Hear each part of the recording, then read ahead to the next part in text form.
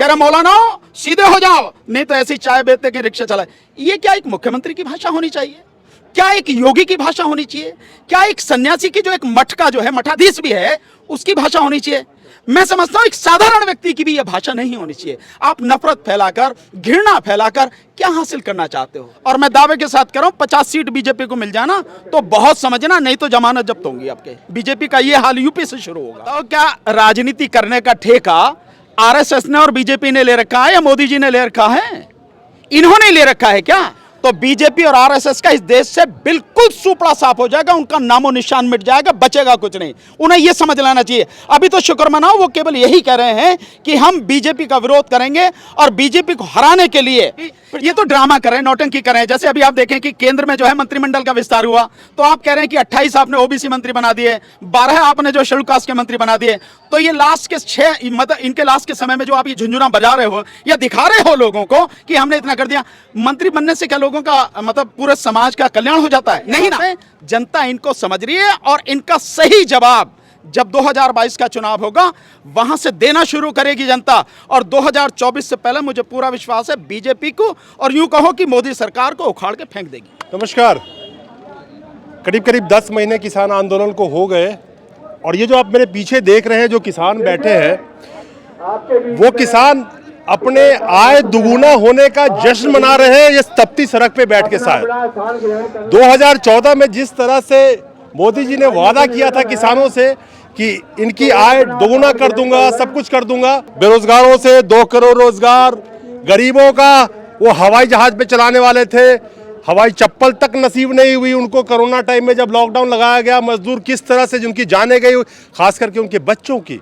लेकिन इनके कानों या आंखों में थोड़ा सा पानी भी नजर नहीं आया होगा आप लोगों को। और सबसे बड़ी बात, जिस सरकार की कोई जवाबदेही ना हो, खास करके जनता के प्रति डेमोक्रेसी में उसका फर्ज बनता है कि जनता के हर सवालों का जवाब दे। और खास करके जब भी विदेश यात्रा पे आज तक कोई भी जाता था, आके प्रेस कॉन्फ्रेंस करके बताता था कि उसने आखिर अचीव क्या किया। क्योंकि हजारों करोड़ रुपए जो फूके जाते हैं जनता के पैसे के, चार्टर्ड प्लेन हो, चाहे आज के डेट में तो मोदी जी का नया प्लेन हो, वो जनता के पैसे हैं। लेकिन मेरा सवाल, भानु प्रताप जी हमारे साथ सीनियर एडवोकेट हैं और काफ़ी मुखरता से किसान आंदोलन से जुड़े रहे और बहुत ही गंभीर मुद्दों को उठाते रहे। भानु प्रताप जी, ये जश्न मना रहे हैं क्या आय दोगुनी होने का किसान यहाँ पे? नहीं, हम तो अपने संघर्ष को और मजबूत कर रहे हैं। आप इसे जश्न कहें या कुछ भी कहें, हमारा काम संघर्ष है और जब तक जारी रहेगा, जब तक ये तीनों कृषि कानून वापस नहीं होंगे, उसी संघर्ष की श्रृंखला में आज का हमारा ये भारत बंद है। एक अहम सवाल जो आता है कि जैसे आप देखेंगे ये सीए एनआरसी का एक बहुत बड़ा बबल उठा था, वो मुद्दा अभी कहाँ चला गया जाके आप किसी को समझ में भी नहीं आएगा, पता नहीं कहाँ भी दबा पड़ा है। ठीक है, कुछ जानकारों का ये कहना है कि कृषि कानून ऑलरेडी ठंडे बस्ते में जा चुकी है, क्योंकि सरकार के एक अहम नाक की सवाल हो गई है, इसलिए उसको वो वापस लेना नहीं चाहती है। नंबर 2, नंबर 3 जो सवाल जनता के बीच में आता है, क्योंकि आप एडवोकेट हैं, सुप्रीम कोर्ट ने वो कमेटी बनाई थी, आपको याद होगी, खूब याद है। उसने 19 मार्च को उसने अपनी रिपोर्ट दे दी। वो रिपोर्ट अब सार्वजनिक ये क्यों नहीं कर रहे हैं? देखिए, दिक्कत बड़ी ये है कि सुप्रीम कोर्ट भी जो जिम्मेदारी उसे निभानी चाहिए वो कहीं नजर आ रहा है उस जिम्मेदारी से भागते हुए। जो रिपोर्ट की आप बात कर रहे हैं, जब कोर्ट में वो आ गई है तो कोर्ट की कोई भी प्रोसीडिंग्स है वो ओपन कोर्ट में होती है, यानी पब्लिक में ही होती है, एक तरह से ये माना जाएगा। कोई भी उसमें शामिल हो सकता है, कोई भी उस प्रोसीडिंग्स को उसमें देख सकता है, सुन सकता है। तो होना तो यही चाहिए था कि जो रिपोर्ट आई है वो सार्वजनिक होनी चाहिए थी। लेकिन आपको ध्यान है, मैंने बहुत बार ये कहा है और मैं आज भी इस बात को मानना हूं कि ये जो सरकार है ये तीनों कानून वापस तो लेगी, लेकिन अपनी नाक फिर भी बचाएगी और उसको कोर्ट के माध्यम से खत्म करवाने की कोशिश करेगी। और फिर पल्ला झाड़ लेगी, हम क्या करें, तो अदालत ने कर दिया, अदालत को आदेश तो मानना ही पड़ेगा। ये स्थिति है। जहां तक ठंडे बस्ते वाली बात है, ये कानून ठंडे बस्ते में जाने का मतलब नहीं है। ठंडे बस्ते में कोई चीज चलेगी और जब सरकार को लगे या जब सरकार को ऐसा महसूस हो कि वो इस स्थिति में है कि इसे कभी भी लागू कर सकती है, तो उसे ठंडे बस्ते से निकालने में कितनी देर लगेगी? जरा भी देर नहीं लगेगी। और इसके अलावा भी ठंडे बस्ते में जाने के बाद भी उसका कुछ ना कुछ छोटा मोटा पार्ट करके उसके लागू करती रहे, लोगों को कई बार पता भी नहीं लग पाता, उसका आभास भी नहीं हो पाता, तब आप क्या करेंगे? तो बात ठंडे बस्ते में जाने की नहीं है। बात है तीनों जो कानून हैं वो सरकार वापस ले।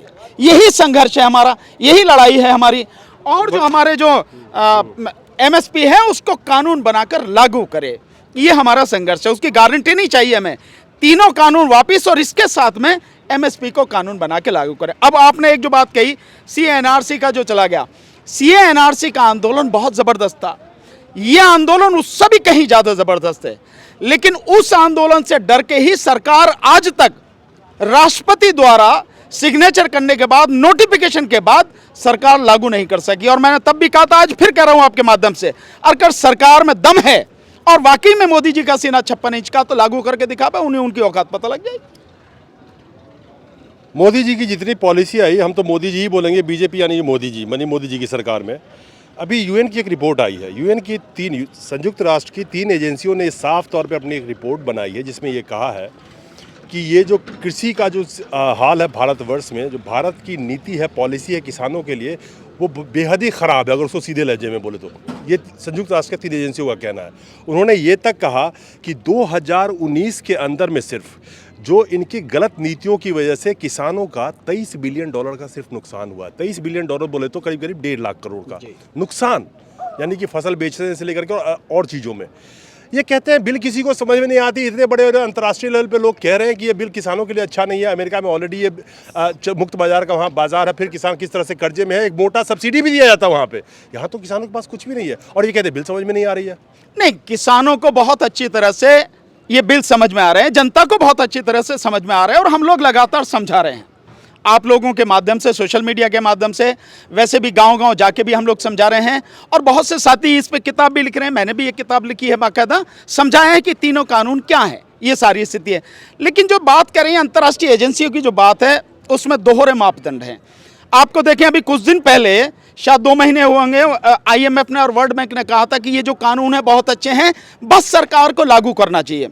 और एक तरफ अंतर्राष्ट्रीय एजेंसियां जो वो ये कह रही हैं कि इतना जो बड़ा नुकसान हुआ है किसानों को, 1.5 लाख करोड़ रुपए का जो नुकसान हुआ है, और ये जो कानून है ये जो है इससे किसानों की दिक्कत बढ़ी है। अंतर्राष्ट्रीय एजेंसियों की बात नहीं है, कौन क्या कह रहा है क्या नहीं कह रहा है, ये सरकार की बात नहीं है। बात यह है कि जब इस देश का किसान ये कह रहा है, ये कानून न केवल किसानों को, मजदूरों को और इस पूरे देश को तबाह कर देंगे, और हमें ये कानून नहीं चाहिए, फिर सरकार क्यों जबरदस्ती जिद पर अड़ी है कि नहीं हम आपको कानून ये देंगे। कौन सा ऐसा कानून है सर, कौन सा ऐसी नीति है जो जनता को तबाह नहीं किया पिछले 7 सालों में? इसका मतलब ये नहीं है कि इनकी भी छूट दे दी जाएगी। ये मैं मानता हूं कि जनता को जागरूकता होना चाहिए, लेकिन जहां पर आधे से अधिक लोग अनपढ़ हैं और पढ़े लिखे भी, मैक्सिमम पढ़े लिखे अपने ही स्वार्थ में गुम हैं, सड़कों पर जब आंदोलन की बात आती है तो घर से नहीं निकलते हैं।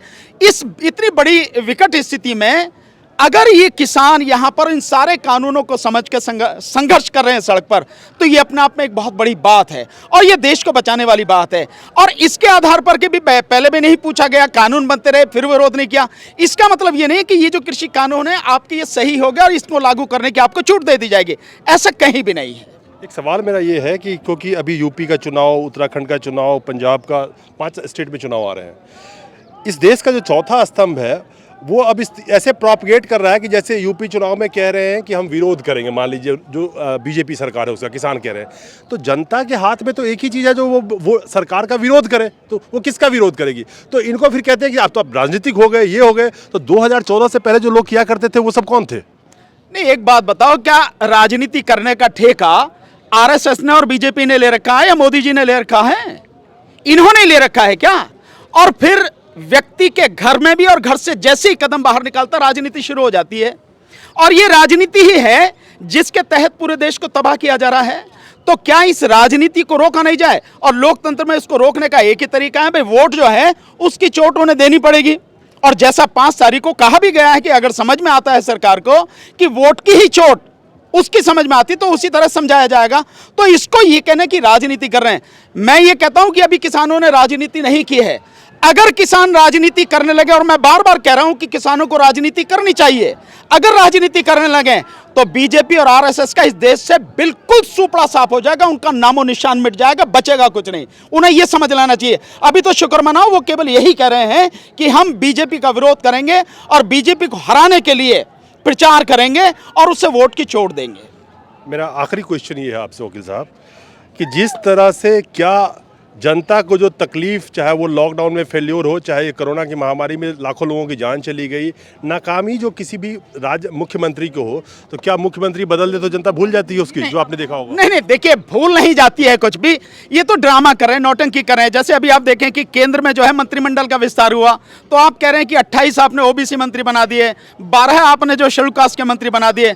तो ये लास्ट के 6 मतलब इनके लास्ट के समय में जो आप ये झुंझुना बजा रहे हो या दिखा रहे हो लोगों को कि हमने इतना कर दिया, मंत्री बनने से क्या लोगों का मतलब पूरे समाज का कल्याण हो जाता है? नहीं ना। अगर वाकई में आपको समाज का कल्याण करना है तो आप उनको रोजगार दो, आप उनको मेडिकल फैसिलिटी दो, ताकि दवाई, डॉक्टर और अस्पताल उनको आराम से मिल सके। उसमें किसी मंत्री की, एमएलए, एमपी की जरूरत ना हो, उसमें किसी शासन प्रशासन के व्यक्ति की जरूरत ना हो, कोई भी जाए उसको ये सारी चीजें उपलब्ध हो। लोगों को, इस देश के लोगों को आप एजुकेशन दो। देते क्यों नहीं हो आप वो नहीं देते, लेकिन आप ये सारी नौटंकी करते हैं। जैसे कल ही एक नौटंकी हुई है उत्तर प्रदेश में कि 7 लोगों को मंत्री बनाया गया और उसमें कहा गया है कि जो मंत्री बनाए गए हैं कि ओबीसी में से और एससी में से वो मंत्री बनाए गए। तो क्या 3 महीने के लिए, 90 दिन के लिए आप मंत्री बना रहे हो? जनता समझ नहीं रही है कि क्या आप कर रहे हो, क्या नाटक कर रहे हो, क्या नौटंकी कर रहे हो। आपको अगर वाकई में समाज का कल्याण करना तो ही ना मंत्री बनाना था। तो 4.25 साल से क्या कर रहे थे आप? कहां थे आप 4.25 साल से? आपको तब बनाना था। लेकिन अभी भी आपने बनाए हैं। तो हम सब जानते हैं कि जो केंद्र में बने वो भी और जो राज्य में बने वो भी सारे के सारे गुलाम हैं। और गुलाम को आप कहीं भी कुछ भी बना दो। जैसे हमारे देश का राष्ट्रपति जो गुलाम है, राष्ट्रपति है लेकिन गुलाम है, तो गुलाम को कहीं बिठा दो, उससे समाज का क्या भला हो जाएगा? कुछ भी नहीं। तो ये जो कही जा रही हैं बातें, जनता इनको समझ रही है और इनका सही जवाब जब 2022 का चुनाव होगा वहां से देना शुरू करेगी जनता। और 2024 से पहले मुझे पूरा विश्वास है बीजेपी को, और यूं कहो कि मोदी सरकार को उखाड़ के फेंक देगी। क्या यूपी का जो चुनाव आने वाला है, सबसे पहला चुनाव तो यूपी का ही आने वाला है, क्या जिस तरह से ये पोलराइज करने की कोशिश कर रहे हैं, ध्रुवीकरण करने की कोशिश कर रहे हैं, क्या लगता है कि उसमें ये हिंदू, मुसलमान, पाकिस्तान, अफगानिस्तान दिन रात जो घसती रहती है, इनके जो प्रचार तंत्र, गोदी मीडिया है, जनता क्या मूल मुद्दों को भूल जाएगी? नहीं, अब नहीं भूलेगी और अब ये होने वाला नहीं है। यहां आप देखिए, इस आंदोलन में देखिए आप, और केवल इसमें नहीं, किसानों की जहां जहां महापंचायत हो रही है उसमें आपको हर जाति के, हर धर्म के, अमीर, गरीब, किसान, मजदूर और इसके अलावा और लोग, उसमें प्रोफेसर्स भी हैं, उसमें वकील भी हैं, उसमें डॉक्टर्स भी हैं, लेक्चरर्स भी हैं, बेरोजगार हैं, वो सारे के सारे उस आंदोलन में आपको दिखेंगे। और इनका जो ये एजेंडा है, उस एजेंडे को लोग समझ चुके हैं और किसी हालत में उस एजेंडे पर इस बार, कम से कम इस बार मैं जानता हूं, लोग नहीं जाएंगे।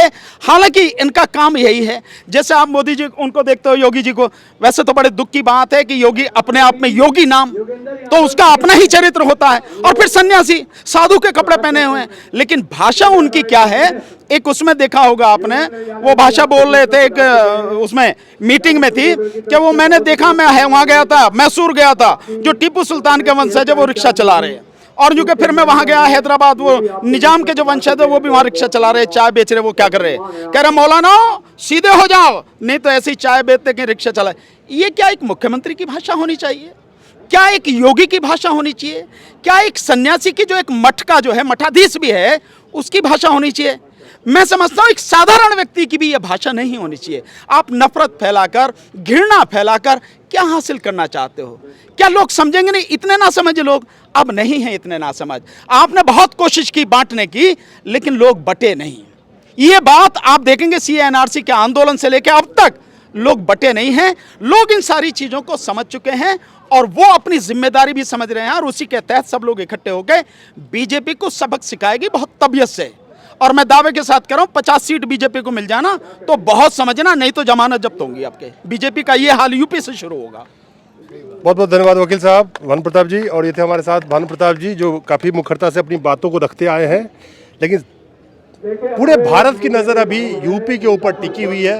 जो यूपी का चुनाव है और यूपी जो प्रदेश है, क्योंकि दिल्ली के गद्दी का रास्ता यूपी से होकर ही गुजरती है। 2024 का चुनाव अगर जीतना है जिसे, तो उसके लिए यूपी जीतना ज़रूरी है। और इस यूपी जीतने के लिए कितनी तिकड़मबाजी लगाई जाएगी, ये आने वाले वक्त में जनता भी देखेगी और आप भी देखेंगे। नमस्कार।